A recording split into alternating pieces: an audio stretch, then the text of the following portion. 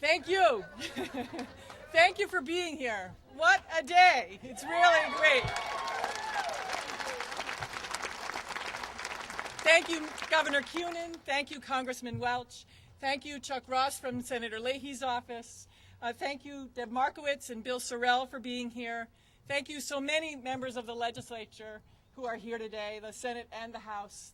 And John Campbell, the leader of the Senate, and Carolyn Partridge of the House. Thank you so much for being here on this beautiful day. Thank you also to my daughter for skipping school this morning to put up with being here.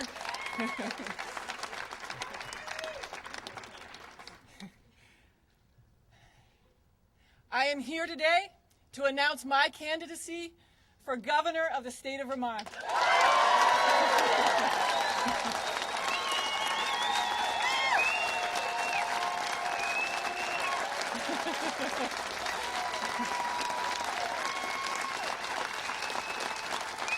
I'm running.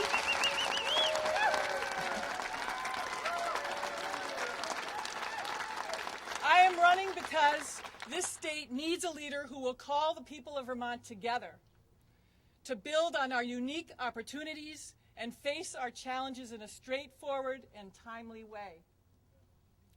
A leader who will plan for our future so that my children and yours will find jobs here, will be able to buy homes here, and raise their families here. A leader who will set a course not just on a 2-year election cycle, but with future generations in our sights.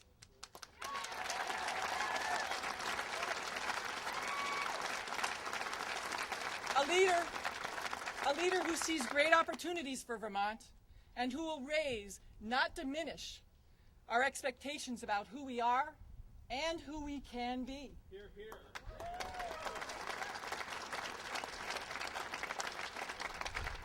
I will bring that leadership to Vermont as your governor.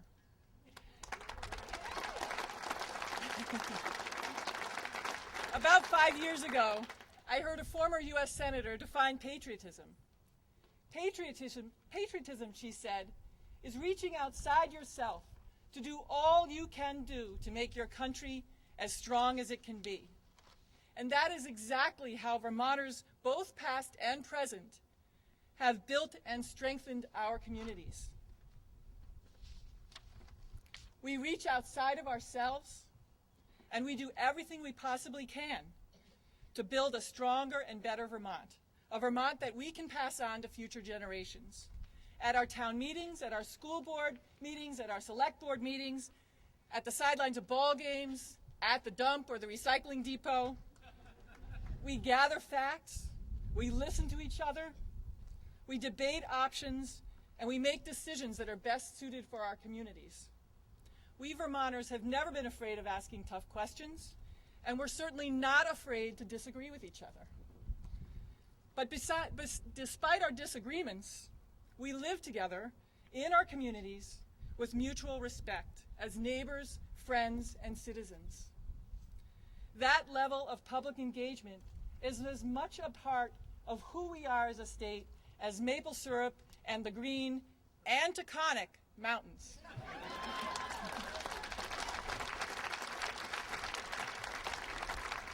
Vermont's communities and Vermont as a community deserve leadership that is as engaged, as pragmatic, and as respectful as its people.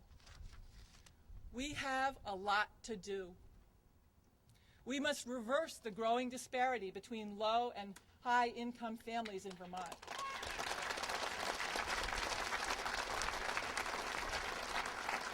We need to talk honestly and openly about what holds us back. When do we say no? And when should we be saying yes? It is this very sense of community and this willingness to reach outside of ourselves that motivated me to seek office 12 years ago. At the time, I was a mother with young children at home. I had worked for entrepreneurial nonprofits. I had degrees in business, art, and environmental studies. Running for political office was not part of my plan. But I saw that the way that we were paying for schools was tearing my community apart. And so I did what so many Vermonters before me had done. I reached outside of myself in order to strengthen my community. In 2001, I reached a bit farther. When the Vermont House repealed Vermont's civil union law and voted to return tax advantages to property-wealthy communities, I knew those steps were out of step with Vermont values. I was known as a policy wonk, but I stretched beyond my familiar policy focus. I drove around the state to find Vermonters with a broader appreciation for civil rights and education opportunity. I sat with them in their kitchens. I stood in the barn as they finished their chores. I met with them at the local diner. One of those is now Representative John Malcolm, and Vermont's conversation about who we are is stronger for his participation.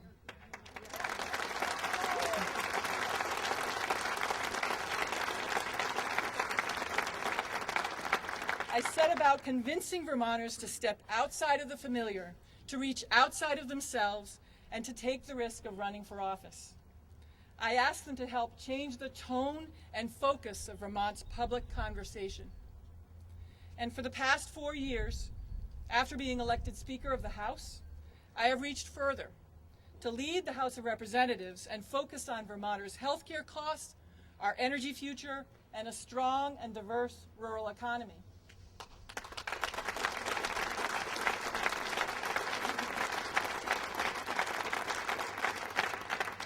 I intend for this campaign to be based on the challenges and the issues facing this state, and I pledge to talk to you about them honestly. I have 12 years of a legislative record. You are likely to hear all sorts of reference to that record. And I ask that in the coming months, you see beyond the sound bites and slogans and political charges that divert us from a substantial debate about Vermont's future.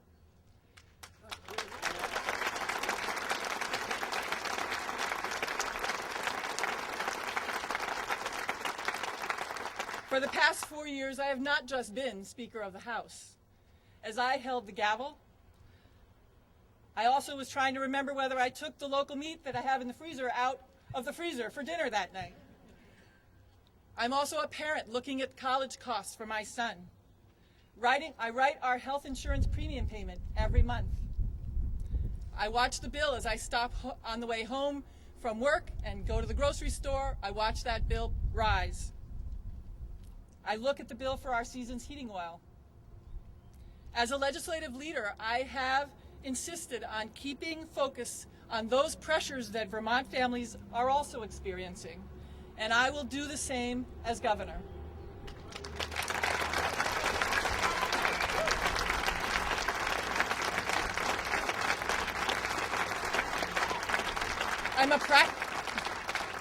I am a practical person. I do my homework. I reach across party lines. Most of all, I like to get things done. I'm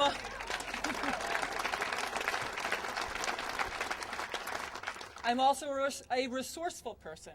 I believe in the art of the possible that Bill Schubart mentioned earlier. And after 12 years of serving in elected office, I still believe, and in fact I believe more than ever, that leaders can create positive change within the fiscal constraints of a small and frugal state.